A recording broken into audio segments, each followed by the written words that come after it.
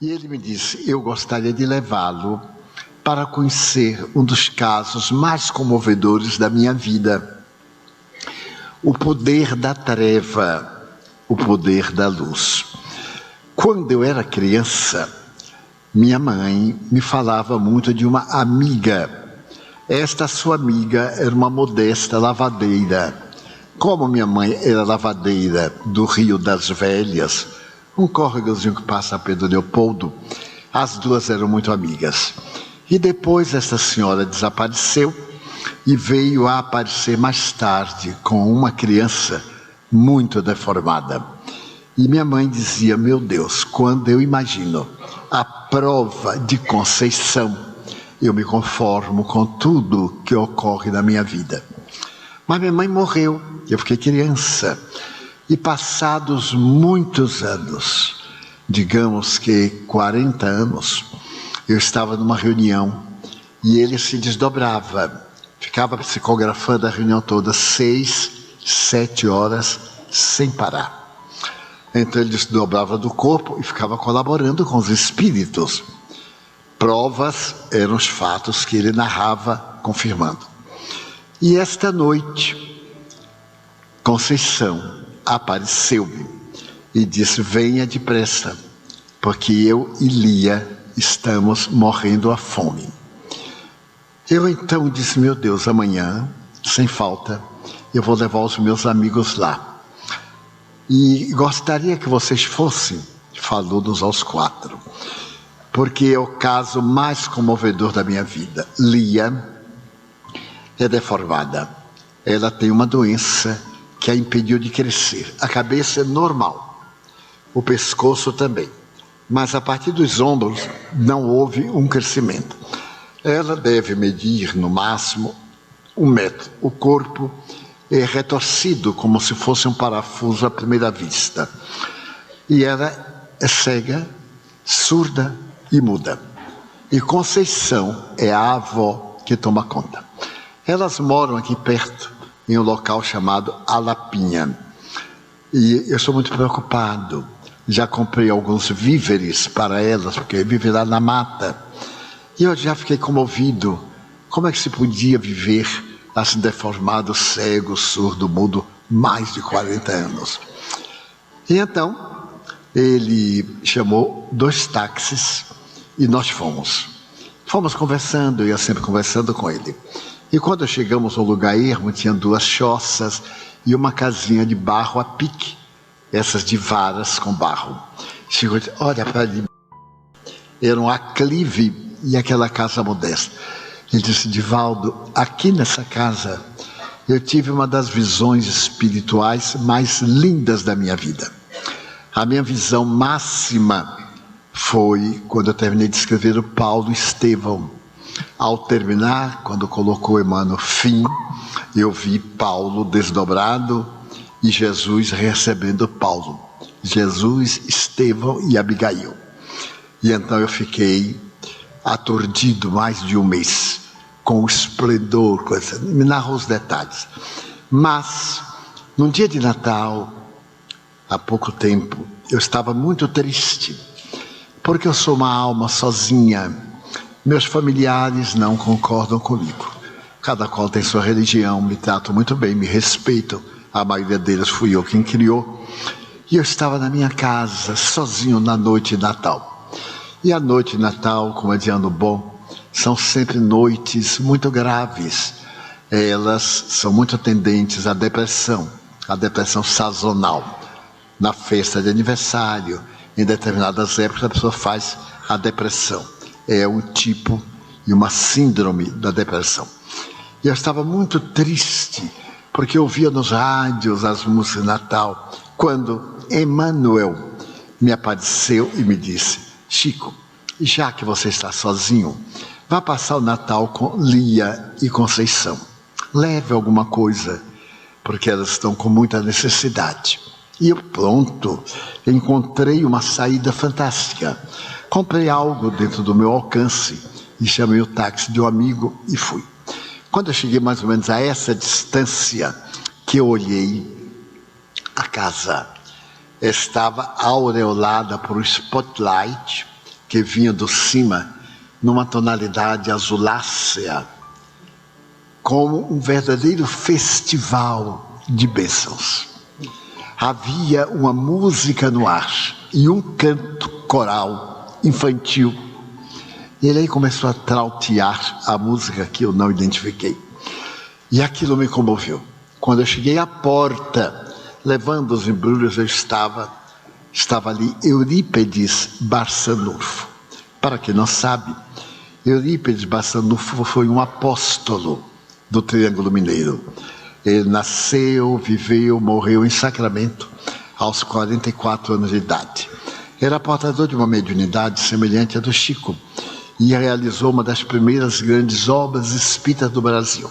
Em 1900, ele criou o Instituto Allan Kardec, uma escola espírita no lugarejo de 2.000 almas, e recebeu perseguições as mais duras naquela época. E era um homem de uma mediunidade, ele se desdobrava e tinha bicorporeidade, isto é, aparecia simultaneamente em 2 lugares. Muitas testemunhas eu conheci e conheço. E então, Eurípedes me aparece, porém me aparece numa reencarnação anterior. Ele havia publicado naquela época o livro Ave Cristo. E o livro Ave Cristo eu considero a maior obra de literatura romanceada que alguém jamais escreveu. É de uma beleza, meus irmãos. É uma história romana com todos os detalhes da Roma e das Gálias, principalmente de Lyon, a Gália Lugdunense, do ano 184, mais ou menos. E ainda tem muitos vestígios em Lyon, que eu fui visitar. Porém, ele estava nimbado de claridade e me disse: Chico, essas 2 criaturas deformadas são muito queridas do mundo espiritual. Elas resgatam uma prova muito difícil. E nós agradecemos você ter vindo. Vamos celebrar. Vamos celebrar porque é comovedor. E eu passei a noite com os espíritos que vieram visitá-las e elas, que praticamente não entendiam nada, não percebiam, mas não é importante. Eu as conheci em uma noite mediúnica, mais ou menos às 2 horas da manhã. Eu estava psicografando, quando eu vi chegar um espírito como se fosse uma fada, dessas fadas de Walt Disney. Ela muito bonita, uma senhora de uns 60 anos, uma outra de uns 30, vestidas à moda de Carlos II de Portugal, de Espanha. Carlos II de Espanha. Por volta de 1640, mais ou menos.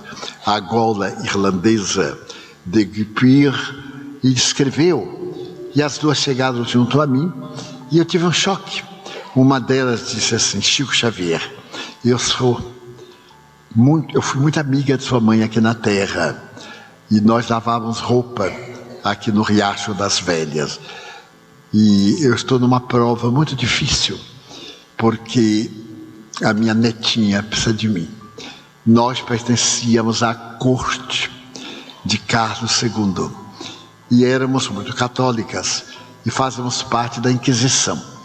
Então nós apontávamos famílias judias e muçulmanas para serem perseguidas pela Inquisição, e o botim era dividido entre o governo, a igreja e o denunciante.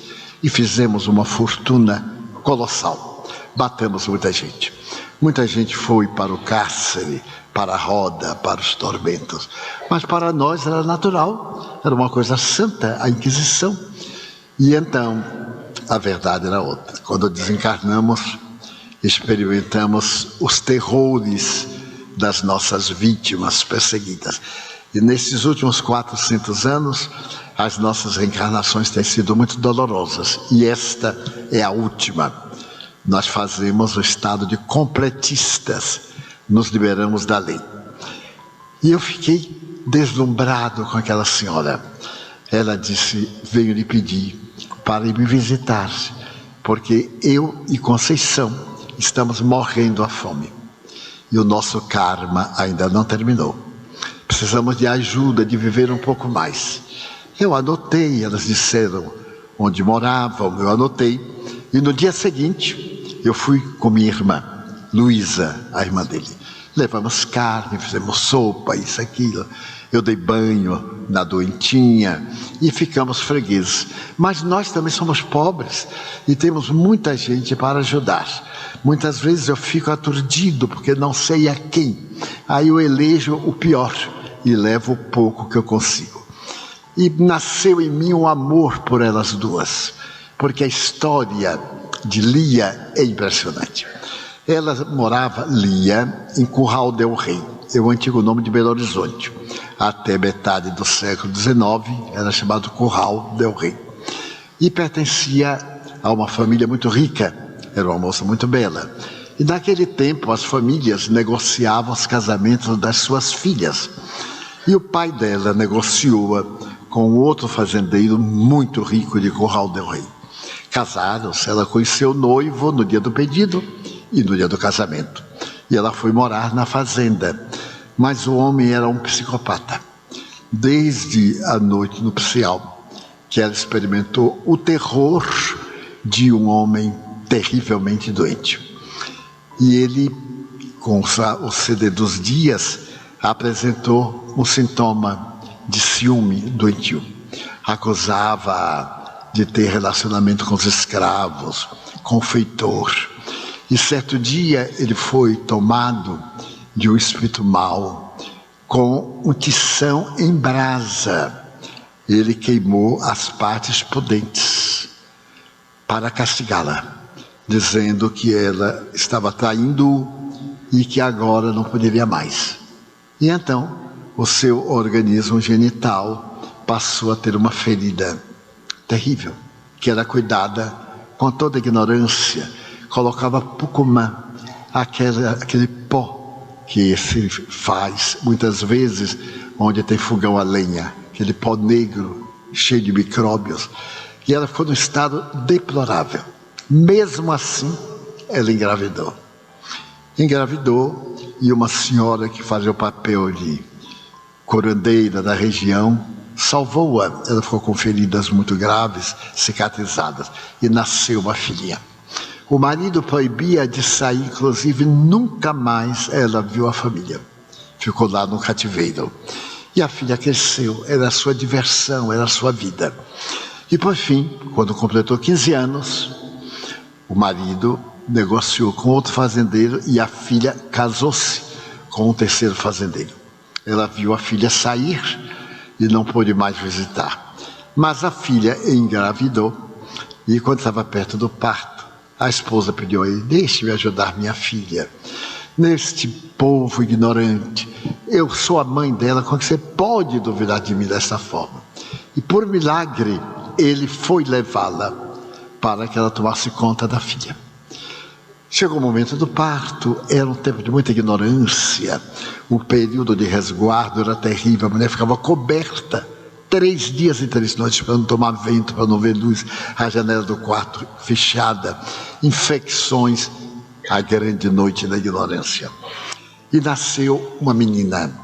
Quando a parteira, a paradeira, expressão usada muito em Minas, quando a paradeira viu a menina, ficou apavorada. Era um rosto normal e o corpo retorcido. Então a mãe exigiu vê-la. Quando pegou nos braços que viu, pegou-a e atirou pela janela. A menina foi atirada, caiu lá fora. A avó, vendo aquela coisa, ficou assim, saiu correndo, pegou a netinha e se aproveitou para fugir. E fugiu com a neta. Desapareceu. Desapareceu e se tornou uma lenda. As pessoas contavam que encontraram uma senhora com um bicho, uma criança deformada na mão, pedindo esmola aqui, ali, acolá. Por fim, elas desapareceram, aparecendo como essas lendas muito comuns da época passada da ignorância. Por fim, elas vieram para Pedro Leopoldo. Dona Lia foi lavar roupa, foi ficando idosa e agora ela estava com 95 anos. E a neta estava com 70. Isso ele me contando diante da casa. Mas, Divaldo, ela é tão bonita. Chica era uma alma cândida. E diz assim, o cabelo dela é lindo. E eu, com a imaginação, comecei a pensar naquela Rita Hayworth, que havia sido a mulher do século. Nenhuma mulher era como Gilda, que havia feito um filme. E Manivaldo, eu pentei os cabelos dela. Eu vi aqueles cabelos sedosos, aquela fantasia da imaginação. E ela me sente psicamente. Eu não digo uma palavra, e quando eu entro, ela começa a se debater e a gritar, a ponto de fazer micção espontânea. E é uma coisa, Divaldo, mas ela é linda. Estou levando um pente novo. A minha imaginação criou um quadro. Quando nós chegamos, era uma tragédia. Aquela coisa, aquele chão batido, as varas. A cama era de varas. As varas, no sentido horizontal, formavam uma espécie de um gigo para animal. Em cima, os panos velhos, aquele ser coberto com um pedaço de cobertor e o rosto de fora. O cabelo desgreado, horrível o cabelo. Mas eu olhei assim e disse, não, é linda, meu filho. E aí fui o mais hipócrita que pode existir. Eu digo assim, que coisa, meu Deus. Mas que coisa. E ele disse, não está achando bonito não? Eu digo, estou, Chico, uma gracinha. Ainda passei a mão no cabelo. Ele vai quebrar meus dedos, o cabelo estava duro. E ela esperneava, ela gemia, ela chorava. E Chico começou a carinhar, tenha calma, Conceição, eu vim para cá. E a irmã do Chico foi para a cozinha para preparar uma sopa. Ela trazia carne, nós chamamos carne verde, a carne fresca. E a nossa visitante, Dona Luci Pereira de Andrade, o senhor era Antônio Pereira de Andrade, doutor Antônio Pereira de Andrade. Quando viu aquilo, não estava acostumada, ficou estarrecida, hebetada. E a irmã também, ficaram as duas hebetadas. Fazia um frio de desencarnar fantasma. Então, a senhora com aquele vestidozinho de chita, seminua interiormente, arroxeada. Aí, a nossa amiga estava com um casaco de peles. Eu nunca vi nada igual. Tirou o casaco, vestiu da criatura.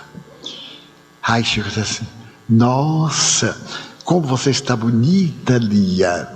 E a pobrezinha nem sabia o que era aquele bicho. Assim, faz calor, né, Chico? Que nem uma brasa, né, Chico? Faz calor. E foi à cozinha. Quando voltou, já estava tudo borrado de cinza. Chico falou, minha filha já tirou selo, agora já é seu mesmo. Tal. E a velhotinha ficou aquecida. E nós ficamos ali. Oramos, demos um passe, preparou-se um lanchezinho para as duas. E a velhinha, murcha, trêmula, apesar do frio, ela diz assim, Chico, eu estou tremendo de felicidade.